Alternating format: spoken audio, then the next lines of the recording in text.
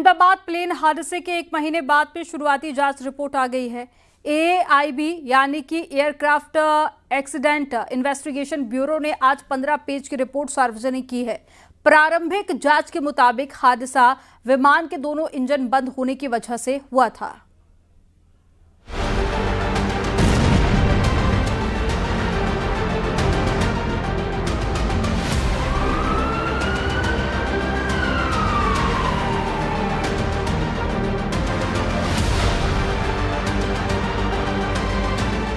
बारह जून की दोपहर अहमदाबाद से लंदन जा रही फ्लाइट AI-171 टेक ऑफ करती है। 1:37 और 37 पर रनवे पर इसकी रफ्तार बढ़ती है। 1:38 और 39 पर एयरक्राफ्ट टेक ऑफ करता है। 1:38 और 42 पर अधिकतम रफ्तार 180 नॉट्स तक पहुंचती है। 1:38 और 43 पर इंजन 1 का फ्यूल स्विच कट ऑफ हो जाता है। 1:38 और 44 पर दूसरा इंजन भी कट ऑफ हो जाता है। रिपोर्ट के मुताबिक टेक ऑफ के बाद एक दोनों इंजन बंद हो जाते हैं। पहले और दूसरे इंजन बंद होने में महज 1 सेकंड का वक्त था, यानी प्लेन पूरी तरह से पावरलेस हो जाता है। 1:38 और 47 पर रैम एयर टर्बाइन यानी रैट एक्टिव हो गया। ये तभी होता है जब विमान को किसी भी सोर्स से पावर ना मिल रही हो। कॉकपिट वॉइस रिकॉर्डिंग के मुताबिक एक पायलट दूसरे से पूछता है, क्या तुमने इंजन बंद किया? दूसरा जवाब देता है, मैंने नहीं किया। ब्लैक बॉक्स में मिले डेटा के मुताबिक सिस्टम में कोई गड़बड़ी नहीं थी। फ्यूल स्विच कट ऑफ हो गया था। कैसे कट ऑफ हुआ, ये रिपोर्ट में अभी सामने नहीं आया है। 1:38 और 52 पर इंजन 1 को दोबारा रन मोड पर लाने की कोशिश होती है। 1:38 और 56 पर इंजन 2 को भी रन मोड में लाने की कोशिश होती है। 1:39 और 5 पर पायलट ने मेडे कॉल दी, मतलब विमान क्रैश होने जा रहा है। इसका संकेत पायलट ने ATC को दिया। 1:39 और 11 पर प्लेन से संपर्क टूट जाता है और उसके बाद विमान हादसे का शिकार हो जाता है। 12 जून को अहमदाबाद से लंदन जा रही AI-171 टेक ऑफ के 32 सेकंड बाद ही एक मेडिकल हॉस्टल की इमारत पर गिर गई थी। इस हादसे में 270 लोगों की मौत हो गई थी, जिनमें 241 यात्री और क्रू मेंबर शामिल थे। सिर्फ एक यात्री इस हादसे में जिंदा बचे थे। रिपोर्ट के मुताबिक हादसा फ्यूल स्विच कट ऑफ होने की वजह से हुआ। दोनों इंजन नए थे और उनमें कोई गड़बड़ी नहीं पाई गई।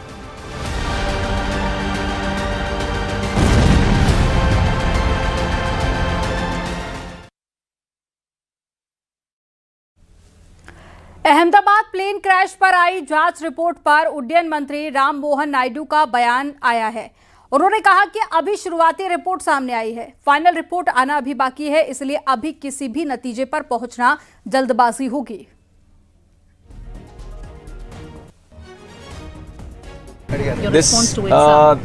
First of all, I would like to appreciate the job done by AIB, a very commendable job.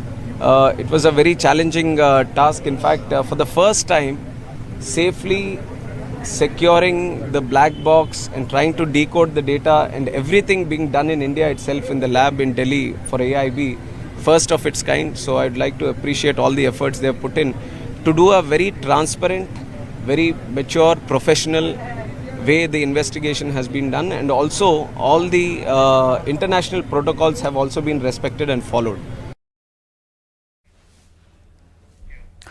वहीं इस रिपोर्ट पर बीजेपी सांसद राजीव प्रताप रूडी ने न्यूज 18 से बात की। उन्होंने क्या कहा वो आपको सुनाते हैं। बीजेपी के सांसद, पायलट और पूर्व केंद्रीय नागरिक उड्डयन मंत्री राजीव प्रताप रूडी हैं। सर, अहमदाबाद एयर क्रैश पे जो रिपोर्ट आई है प्रारंभिक, उस पर आपके नजरिए से क्या पा रहे हैं आप? कहां गलती हुई या कहां कमी देखी गई? देखिए, मैं कोई गलती पता लगाने वाला और बताने वाला नहीं हूं। जो रिपोर्ट है उस पर मेरी ये टिप्पणी है कि विमान सामान्य रूप से उड़ा है, सामान्य रूप से गति प्राप्त की है और लगभग 180 नॉट तक गति प्राप्त की। इसका मतलब है कि विमान का टेक ऑफ सामान्य था। ऐसा प्रतीत होता है कि फ्यूल कंट्रोल स्विच जो पीछे एक इलेक्ट्रॉनिक व्यवस्था से नियंत्रित होता है, जो हजारों कैलकुलेशंस के बाद विमान में कितने ईंधन की ज़रूरत है उसे उपलब्ध कराता है। शायद इसके बाद कप्तान ने यह भी देखा कि कप्तान ने सह कप्तान से पूछा कि आपने इंजन स्विच क्यों ऑफ किया। उसने कहा मैंने नहीं किया, और इस बीच में कप्तान ने महसूस कर लिया कि शायद इंजन का पावर लूज़ हो रहा है, और उन्होंने जो प्रोसेस है उसको मेमोरी आइटम कहते हैं कि अगर इंजन बंद हो तो उसको चालू करने की क्या प्रक्रिया है, और स्विच ऑफ करके उन्होंने ऑन कर दिया जो प्रक्रिया है, और उससे फेडेक को जो उसका कंप्यूटर है उसको संवाद मिल जाता है, और वह तुरंत अपने आप इंजन को चालू करने की प्रक्रिया, उसको रीइग्नाइट कहे या फिर से रीलाइट कहे, उसकी प्रोसेस शुरू हो जाती है। कप्तान ने प्रयास किया, समय का अभाव था, यह भी दिख रहा है कि इंजन फिर से स्टार्ट भी होने लगा था, उसका प्रमाण AIBB रिपोर्ट में भी है। फिर भी समय का अभाव, ऊंचाई का अभाव, गति का अभाव, विमान नियंत्रण में नहीं आ सका और उसके बाद क्रैश है। अहमदाबाद प्लेन क्रैश की रिपोर्ट आ चुकी है जिसमें कई पहलू पर बात हुई है। अब उन्हीं पहलुओं को आसान भाषा में आपको समझाने के लिए हम सीधा कॉकपिट के अंदर आपको लेकर चलते हैं ताकि समझा जा सके कि उस वक्त हालात क्या रहे होंगे। आज से 1 महीने पहले अहमदाबाद में जो प्लेन हादसा हुआ, एयर इंडिया का विमान 171 दुर्घटनाग्रस्त हुआ, कैप्टन आलोक आप हमें क्या आज समझाने वाले हैं और किस तरीके से हम ये सीन क्रिएट करने जा रहे हैं? जी, बेसिकली हम इसको सेम जिस तरीके से वो एयरक्राफ्ट के fuel shut off valve shut down हुए थे उसी को दोबारा रिक्रिएट करके ये समझने की कोशिश करेंगे, आपको भी दिखाने की कोशिश करेंगे कि as per the preliminary report of aircraft accident investigation bureau वो क्या कहना चाह रहे हैं। तो ये हमने इसको पार्किंग ब्रेक रिलीज किया, हम इसको एयरक्राफ्ट को टेक ऑफ कर रहे हैं। ये एक एयरबस का कॉकपिट है और जैसा कि बोइंग 787 में फ्यूल शट ऑफ वाल्व होता है, इसमें एयरबस में ये मास्टर स्विच होते हैं जो कि आप यहाँ पे देख पा रहे हैं, इंजन नंबर 1, इंजन नंबर 2। तो इसको कहा जा रहा है कि ये टेक ऑफ के जस्ट बाद फ्यूल शट ऑफ में मतलब ऑफ पोजीशन में आ गए। तो हम उसी को क्रिएट करके देखते हैं कि किस तरीके की घटनाक्रम उस वक्त कॉकपिट में रहा होगा। तो ये हम टेक ऑफ कर रहे हैं रनवे सेंटर लाइन पे मेंटेन करते हुए, अहमदाबाद एयरपोर्ट पर हैं। जी जी जी। अभी हमने एक जेनरिक रनवे लगा रखा है और वहां से टेक ऑफ कर रहे हैं। और इस इन्वेस्टिगेशन में ये रिपोर्ट भी आई है कि एयरक्राफ्ट अपनी टेक ऑफ स्पीड पे 180 नॉट्स पे पहुंच चुका था। तो इसमें कोई संदेह नहीं है कि एयरक्राफ्ट पूरा थ्रस्ट जनरेट कर रहे थे, टेक ऑफ के लिए पर्याप्त थ्रस्ट था। अब ये हमने टेक ऑफ किया, जैसे कि आप देख पा रहे हैं ये टेक ऑफ हो रहा है और ये हम लगभग 450 फीट पे, जो कि इसमें दिखाएगा दिल्ली के एयरपोर्ट के हिसाब से लगभग 1200 फीट के आसपास, दोनों फ्यूल शट ऑफ हो गए, जो कि हम यहाँ पे दिखा पा रहे हैं। तो ये फ्यूल शट ऑफ जैसे हमने इसको दोनों ऑफ कर दिए, अब ये दोनों इंजन फेल हो गए। आप यहाँ देख सकते हैं दोनों इंजन फेल हो गए। अब एयरक्राफ्ट में पूरा लिफ्ट अपना खत्म होता जा रहा है और एयरक्राफ्ट नाउ डिसेंड करना शुरू कर रहा है। तो सेम यही घटनाक्रम हुआ है। अब मैं इसको यहाँ पे फ्रीज कर देता हूँ। तो अब आप देख सकते हैं कि ये दोनों फ्यूल शट ऑफ वाल्व जो है इनका ऑफ होना एक डेलिब्रेट अटेम्प्ट होता है, ये अपने आप नहीं हो सकते अनलेस कि कोई इसमें मेल फंक्शन नहीं हुआ हो। तो फिर इमीडिएटली फिर पायलट ने को पायलट से पूछा कि क्या तुमने इसको शट ऑफ किया है, जिसका कि जवाब में को पायलट ने इमीडिएटली जवाब दिया है कि नहीं, मैंने नहीं किया है।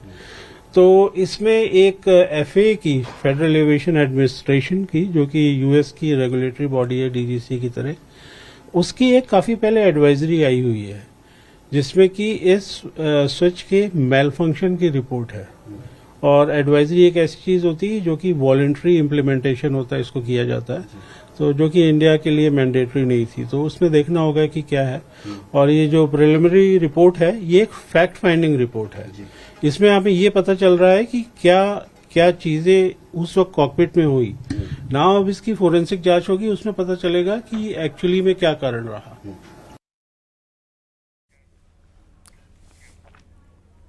और झांसी में नाले में अचानक से उफान आ गया। ओवरफ्लो होकर नाले का पानी सड़क पर आ गया, जिससे कि 17 स्कूली बच्चे ओवरफ्लो हुए नाले के पानी में बह गए और साथ ही ग्रामीणों ने जान जोखिम में डालकर रेस्क्यू अभियान चलाया और रस्सी की मदद से रेस्क्यू किया गया। ओवरफ्लो नाले के तेज बहाव में फंसे सभी बच्चों को रेस्क्यू कर सुरक्षित बाहर निकाला गया। घटना मऊरानीपुर की है।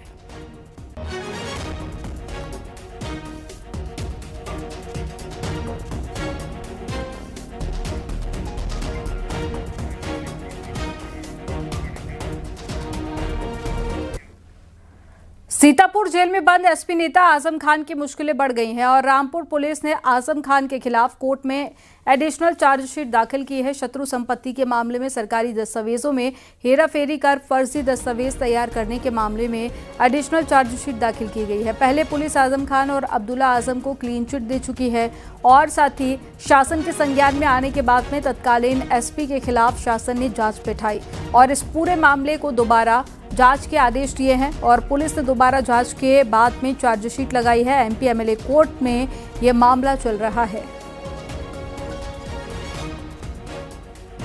पूर्व में थाना सिविल लाइंस पर अभियोग पंजीकृत किया गया था। उस अभियोग की अग्रिम विवेचना की गई। अग्रिम विवेचना से यह पाया गया कि शत्रु संपत्ति को प्राप्त करने हेतु रिकॉर्ड्स रूम में जो रिकॉर्ड उपलब्ध है राजस्व के, उन अभिलेखों के साथ छेड़छाड़ की गई थी। कूट रचित दस्तावेज तैयार किए गए थे। इस आधार पर धाराओं में बढ़ोतरी करते हुए माननीय न्यायालय में आरोप पत्र प्रेषित किया गया।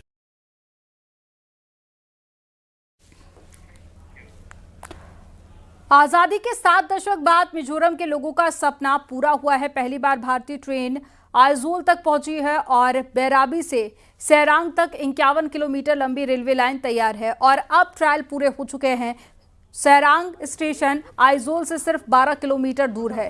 ये मिजोरम को पहली बार पूरे भारत के रेल नेटवर्क से जोड़ रहा है। रेलवे के मुताबिक ये सफर अब 4 से 5 घंटे की सड़क यात्रा से घटकर 1 से 1.5 घंटे का हो जाएगा और गुवाहाटी, दिल्ली, कोलकाता और अब मिजोरम से रेल से ये सब जुड़ जाएंगे। बैराबी सेरांग प्रोजेक्ट रेल मंत्रालय की ओर से पूर्वोत्तर के सभी राज्यों की राजधानियों को रेल से जोड़ने की मुहिम का अहम हिस्सा है।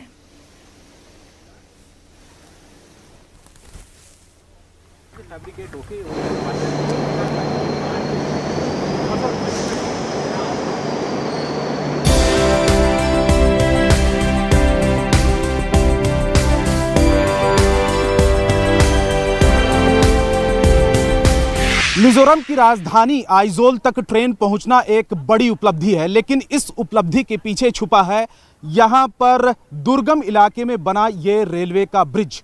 कहा जा रहा है कि कुतुब मीनार से भी काफ़ी ऊंचा है। खास बात यह है कि दुर्गम पहाड़ियां हैं, हरे पहाड़, झरना और इनके बीच में ये पुल बनाया गया है।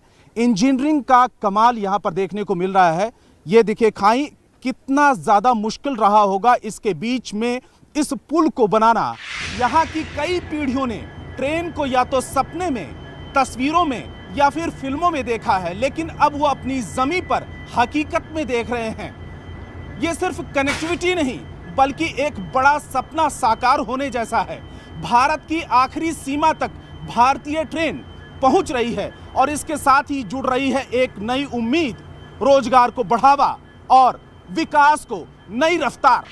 जब आप ट्रेन में सफर करेंगे तो खूबसूरत नज़ारा दिखेगा, लेकिन 51 किलोमीटर का ये ट्रैक तैयार करना आसान नहीं था। सबसे लंबे पुल पर यह ट्रेन इस समय गुजर रही है। इसी तरीके से बीच बीच में आपको छोटे बड़े पुल दिखाई देंगे और 48 सुरंगों के जरिए ट्रेन गुजरेगी।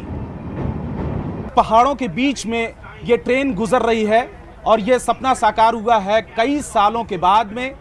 उम्मीद है कि जल्द ही इसमें पब्लिक सफ़र भी कर सकेगी, क्योंकि प्रधानमंत्री नरेंद्र मोदी ऐसी सूचना है कि जल्द इसका उद्घाटन भी करने जा रहे हैं। और ये विस्टाडोम ये कोच है, ये कोच ऐसा है जो पूरी तरीके से ट्रांसपेरेंट है, यानी कि आप इसके जो विंडो है वो बड़े आकार के हैं। इसकी जो छत है वो भी आप शीशे वाली है, तो चारों तरफ से आप सीनरी देख सकेंगे। हमारे साथ में CPRO के शर्मा है जो भारतीय रेलवे के। शर्मा जी बताइए कि कितना ज़्यादा मुश्किल है। और ये जो कोच है ये क्या कहता है, क्या इन पटरियों पर यही कोच दौड़ेगा, क्योंकि सीनरी बहुत अच्छी है। जी, ये मिज़ोरम जो है वो प्राकृतिक सौंदर्यता से भरा हुआ है और यहाँ पर्यटन को काफ़ी बढ़ावा मिलेगा ये रेलवे के आने से। और ज़रूर भारतीय रेलवे की तरफ से हम पर्यटकों के लिए नई नई सुविधाएं लाने की कोशिश करेंगे। ये विस्टाडोम कोच जहाँ जहाँ भी शुरू किया गया है वहाँ पे ये काफ़ी सक्सेसफुल रहा है। हम इस वक्त बैरवी रेलवे स्टेशन पर हैं। ये मिज़ोरम का स्टेशन है, लेकिन असम बॉर्डर से जब आप मिज़ोरम के लिए आते हैं तो मात्र 5 किलोमीटर की दूरी पर यह स्टेशन पड़ता है। और इसके ठीक उस तरफ, यानी कि जब असम की तरफ जाते हैं तो पूरा का पूरा मैदानी इलाका है, लेकिन जब मिज़ोरम की तरफ जाते हैं तो पूरा पहाड़ी इलाका है। अब पहाड़ी इलाके में ट्रेन पहुंच चुकी है जिसका उद्घाटन होना बाकी है। तो कितनी खुशी की बात है। पहले में हम लोग बेरेबी से आइजोल जाने के लिए बाई रोड से जाने पड़ता था। बरसात का टाइम में लैंडस्लाइड गिर के सुबह निकलने से शाम तक भी कभी आइजोल नहीं पहुंचते थे। मिज़ोरम। और यहाँ पर वक्त हो गया एक छोटे से ब्रेक का। आप देखते रहिए।